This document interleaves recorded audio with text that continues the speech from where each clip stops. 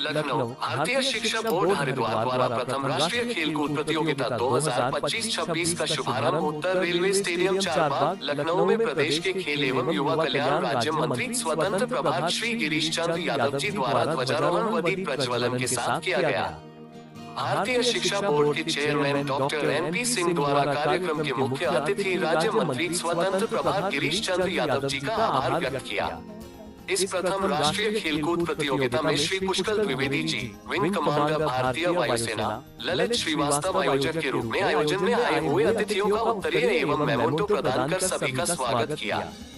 भारतीय शिक्षा बोर्ड द्वारा लखनऊ में आयोजित प्रथम राष्ट्रीय खेलकूद प्रतियोगिता में खिलाड़ियों का उत्साहवर्धन करने के लिए उत्तर प्रदेश माध्यमिक शिक्षक संघ एकजुट के प्रदेश अध्यक्ष सोहन लाल वर्मा अतिथि के रूप में संगठन के साथियों के साथ उपस्थित रहे। इस कार्यक्रम में लखनऊ जनपद के पूर्व में जिला विद्यालय निरीक्षक रहे श्री उमेश त्रिपाठी ने विशिष्ट अतिथि के रूप में प्रतिभागियों का उत्साहवर्धन किया। लखनऊ जनपद के गोपीनाथ इंटर कॉलेज के प्रधानाचार्य श्री आलोक मिश्र और अग्रसेन इंटर कॉलेज चौक के प्रधानाचार्य डॉक्टर शून्य लाल प्रताप सिंह व अमीनाबाद इंटर कॉलेज के पूर्व प्रधानाचार्य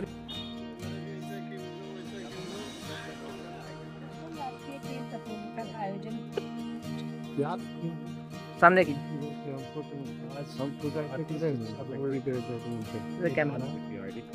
राजधानी लखनऊ में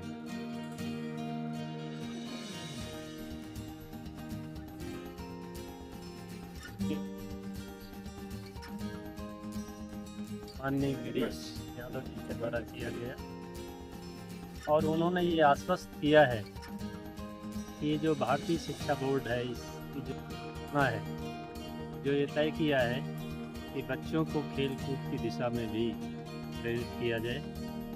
इस कार्यक्रम के आयोजक के रूप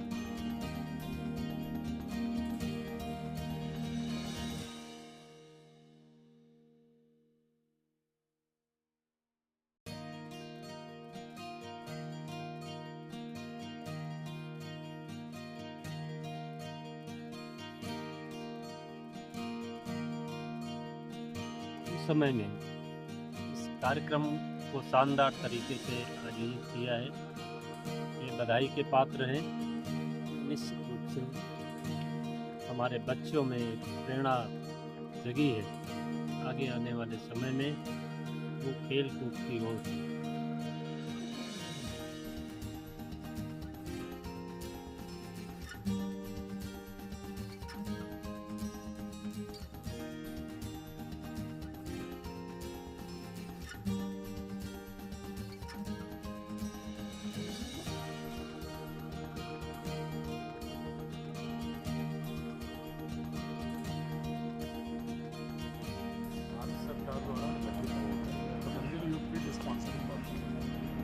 इसका उद्देश्य भारत सरकार ने रखा है आधुनिक शिक्षा का जो भी सामर्थ्य है हर विषय का उसको बोध देना है NCF और NEP की तरफ। लेकिन प्रत्येक कक्षा में, प्रत्येक विषय में, प्रत्येक पाठ में प्रमाण, तथ्य और युक्ति के साथ जो भारत की हजारों साल की ज्ञान परंपरा है वो भी उसके साथ बहुत ही सुंदरता के साथ संयोजन किया गया है।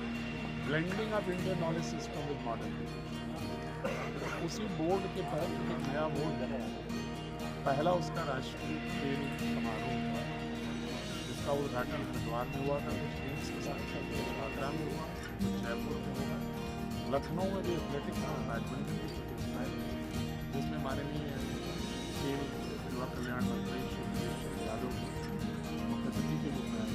मैं तो आयोजक भारतीय शिक्षा बोर्ड का अध्यक्ष हूँ, तो मैं पोस्ट की स्थिति में माननीय मंत्री भी आ रहे थे, सारे खिलाड़ी आ रहे थे, पहली बार समारोह हो रहा था तो मैंने सर आज के समय में जैसे कि सोशल मीडिया का दौर है और बच्चों के अंदर जैसे शारीरिक जो पहले एक्टिविटीज होती थी वो काफ़ी कम हो गई हैं गेम्स वगैरह को देखते हुए, तो अपनी तरफ से क्या कुछ संदेश देना चाहते हैं? मुझे नहीं लगता है कि इसके लिए किसी को संदेश की आवश्यकता है।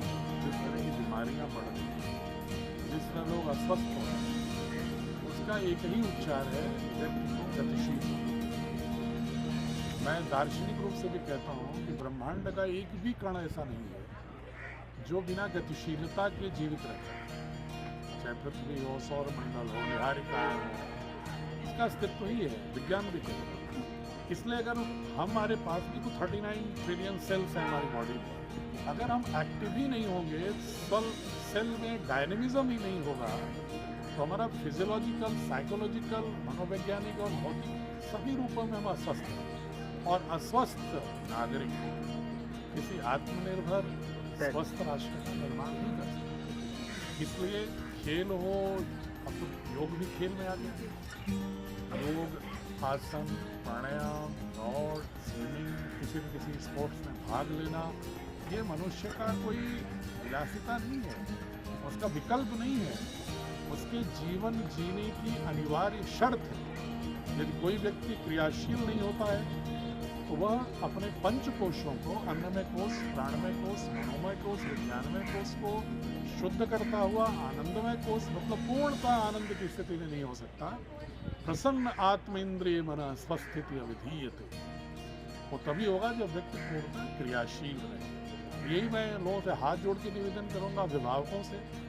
बच्चे तो आपका आचरण देखते हैं, अगर आप ही क्रियाशील नहीं है तो बच्चों को आपका उपदेश नहीं अनुकूल लगेगा। आप जो आचरण करोगे तो उपदेश देने की जरूरत ही नहीं होगी। जैसे मैं अगर भारतीय शिक्षा बोर्ड का चेयरमैन हूँ तो मैं सुबह 5 से लेकर 7 तक अनिवार्यतः योग प्राणायाम करता हूँ और 2 किलोमीटर दौड़ता हूँ इस उम्र में। इसलिए कि मैं नैतिक रूप से तभी कह सकता हूँ लोगों से कि आपकी ऊर्जा तभी बढ़ेगी जब आप स्वस्थ तभी होंगे। और राष्ट्र के लिए भी बहुत बड़ा एक राष्ट्रवाद की बात जो करते हैं, अगर आप अस्वस्थ नहीं रहते हो तो राष्ट्र के व्यय जो एक्सचेकर है, ट्रेजरी है, उस पर आप भार नहीं बनते हो। वरना चिकित्सा के माध्यम से, तमाम माध्यम से आप राष्ट्र की ट्रेजरी पर भार बनते हो। इसलिए अगर राष्ट्र को भी प्रेम करते हो, अपने बच्चों को प्रेम करते हो कि बुढ़ापे में बच्चे आपको सेवा से सुरक्षा में उनकी ज़िंदगी में व्यर्थ चली जाए, पूरा उनका आर्थिक और सामाजिक और समय का अपव्यय हो, इसलिए प्रत्येक उम्र में प्रत्येक व्यक्ति को खेल से, योग से, प्राणायाम से, गतिविधियों से जुड़ना ही चाहिए। ये जीवन की अनिवार्य शर्त है, ये कोई विकल्प नहीं है।